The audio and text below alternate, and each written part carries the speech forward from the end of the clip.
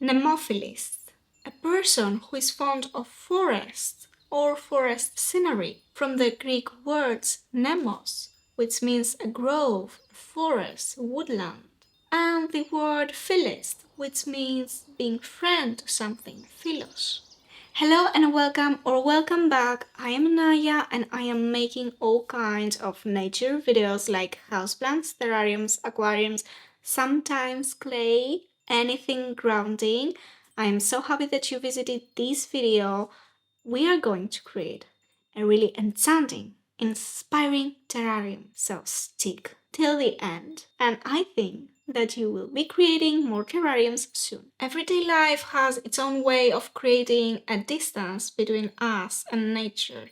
And if you are that kind of person that really loves spending quality time in forests and open fields and everything, then that can have a dramatic impact on your emotional state. For example, with me, I find that my anxiety increases ridiculously when I am not spending time in nature. That is why all of my hobbies are nature. Nature hobbies, plants, aquariums, terrariums, pets. So today I have something really creative for us to do. And if this is the closest you can get to a pine tree, fear not, because we are going to create a little miniature forest for us in a great simple terrarium. So when we don't have the opportunity to visit the forest itself, we are going to have this miniature so we can kind of cheer ourselves up. And I am going to create this scenery using the normal terrarium method, moss, and these little Christmas kinds of pine trees, ornaments, call them whatever you want. So if you have any leftover pine trees without ornaments on them, of course, something like this, symbol with a little bit of snow, or even better without snow, because this will last the whole year around. Well, you need nothing else. Run to your backyard, grab some moss, grab some pebbles, and let's create this. But first, let me open these things here.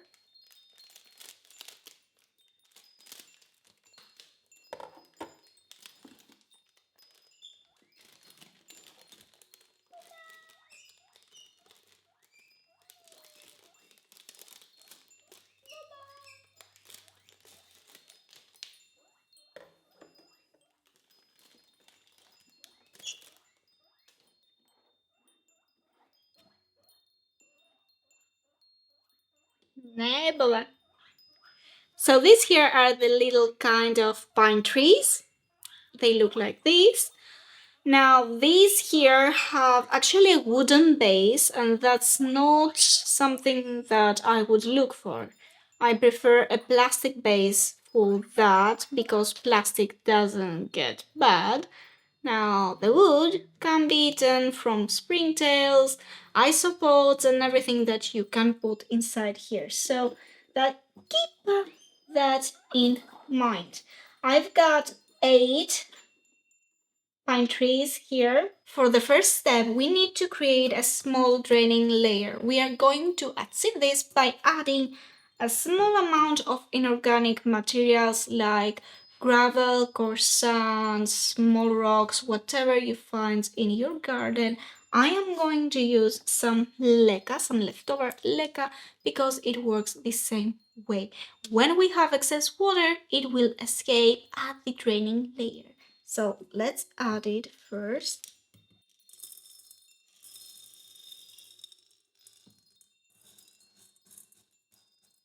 Even it out. And that's the first step. Now what we are going to do is add some charcoal, some coal, for a better filtration kind of system. Now, if you wonder where you can buy these, I tend to use my aquarium, gravels and everything. for these kind of creations. So this here is actually coal, charcoal, and zeolite. Don't inhale these things. And zeolite. So these are the kind of materials that we put in filtration systems.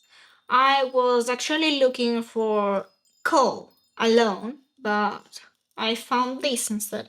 Now, you could put a mess net here if you don't want to create a mess. Mess net for the mess. But I don't really mind.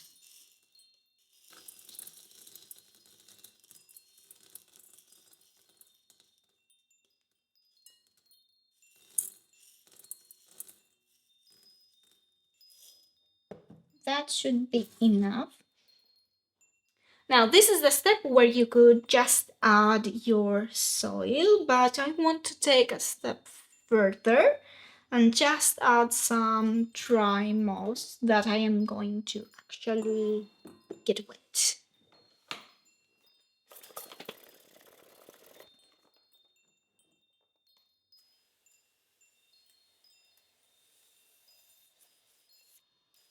That should do it.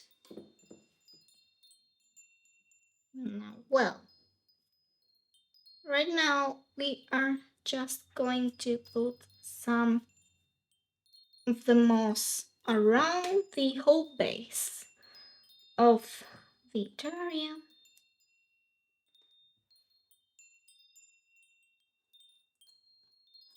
You could also just put some moss in your soil mix itself. It will work the same way. We put some extra moss so we can create a more controlled humidity environment.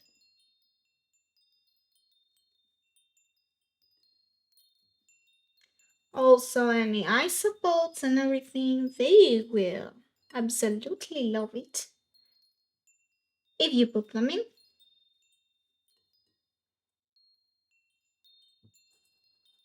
Now the next step is to just add your soil.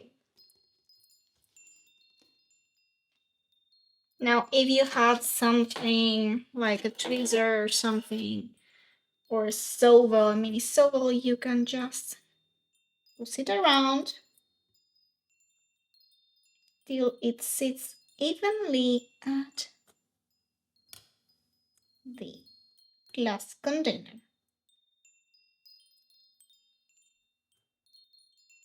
This soil mix is exactly the same that I am using with some of the houseplants here.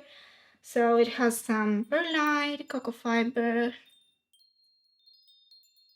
plain soil, and everything. Okay, now what looks good? Till now we just have this.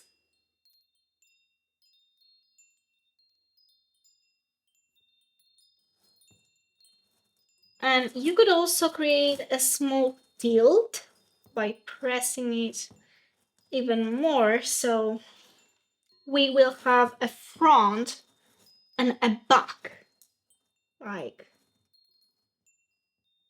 like looking a small mountain.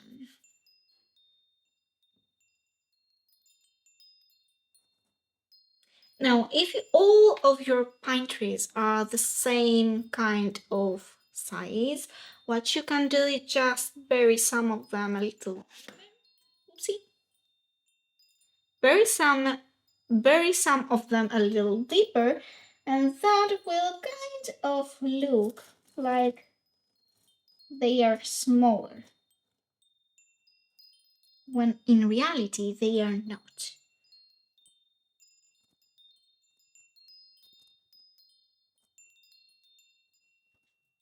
Okay, fine. One eternity later, and I have finally decided that this here will be an open field, so some maybe small sheep can go and eat their lands. To be honest with you, at first I wanted to create a small terrarium with these kind of trees. These here are from IKEA and they are different colors.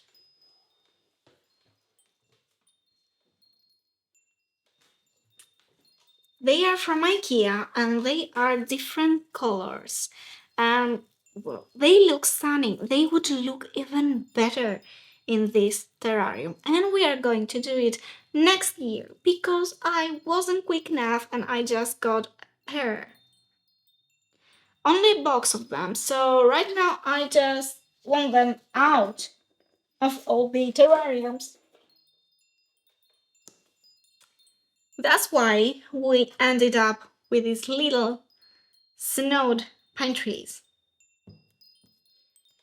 Now the next step is to actually add the enchanting material, which is the moss. Let's do that. I have some moss here. That is kind of cute and I actually scraped some of the road outside and got them. So you can find moss almost anywhere where it has some humidity. Some humidity. Some humidity and it will work like magic, giving you the best things ever.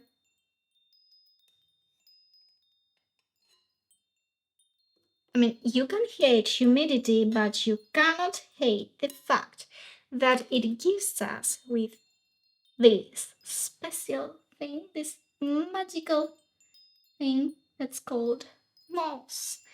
And there are so many types of mosses that you can never get bored of it. The only drawback, the only con when it comes to mosses is that these things grow so slow. And it's a pity because I would really love to just get a piece like that and have a whole factory of it in a year or so, but it doesn't work this way. Obviously, all this moss, and it was not enough.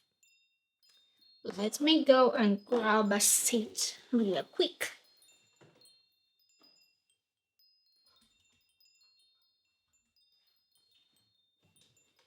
Okay, right now, this one is way bigger. So it will just cover a really big space here.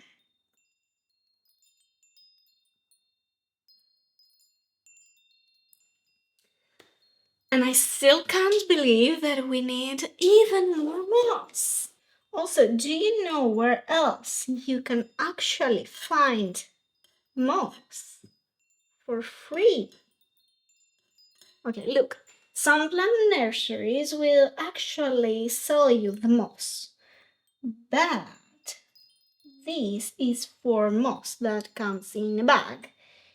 If you go for plant shopping and accidentally find some nursery pots with moss inside of them, you can politely ask if you can just take that moss with you.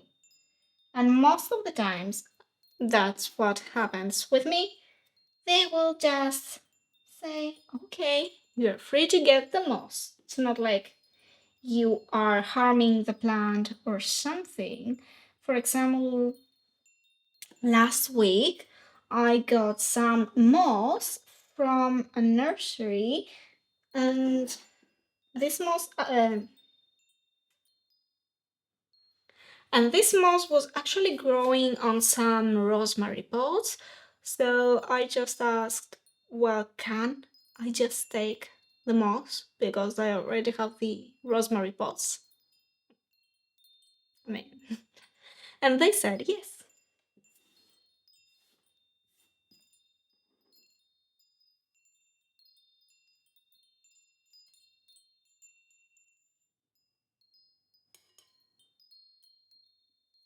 Okay, right now we have this thing here.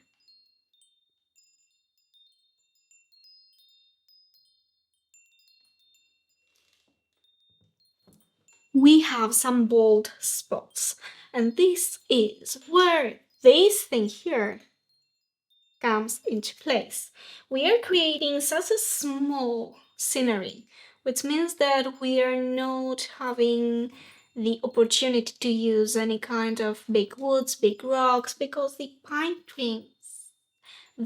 trees themselves are so tiny that any normal rock or wood, branch or something would look kind of out of spot, like it's from a different story. And there comes the small kind of rocks, slates, call them whatever you want, from the aquarium hobby again. Now we are going to just put some of them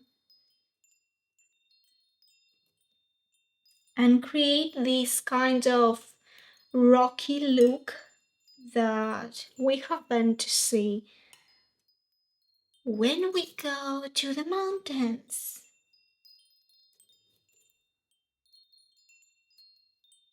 Now the thing is that for this size of jar I would actually love to have even more trees because, well, at the end they kind of look really sparse. Like it's a human-made forest and it's not a real one, and I don't really love this kind of look.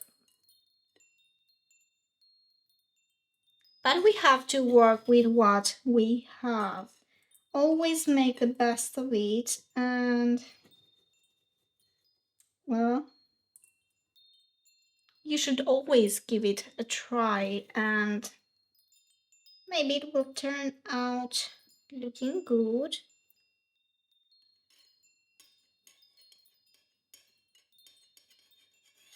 This pine tree had some dirt.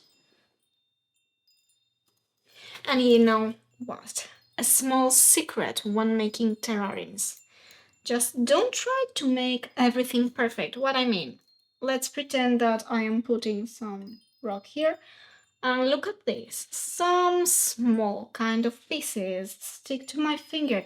I am not going to place them all to the perfect spot. Just do that and let them fall wherever they want. You know why? You wanna know why? Because nature never creates anything too perfectly. If things were as symmetrical and perfect as we would like them to be, guess what? We wouldn't like a thing. Because it's imperfection that creates the perfection in nature. That is why we love nature so much. We love nature because it's just it just doesn't try to be perfect. We try to perfect everything in our lives, and then we are asking for help from nature that makes nothing perfect.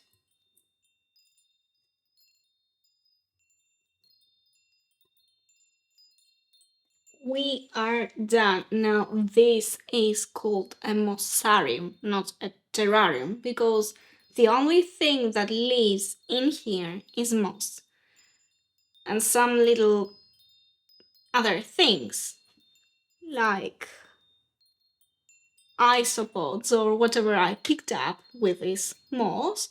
This will be removed. Well, it lives in here now, and it's its new home. Now, what you should do is just press the moss a little. It won't harm it, so it will just touch the substrate beneath it. Now,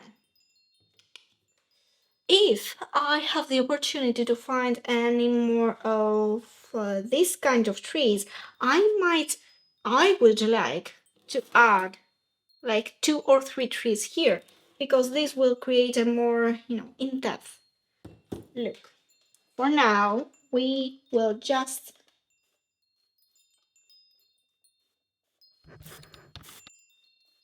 spray it and we're done. You can finally have your little piece of forest in your little corner.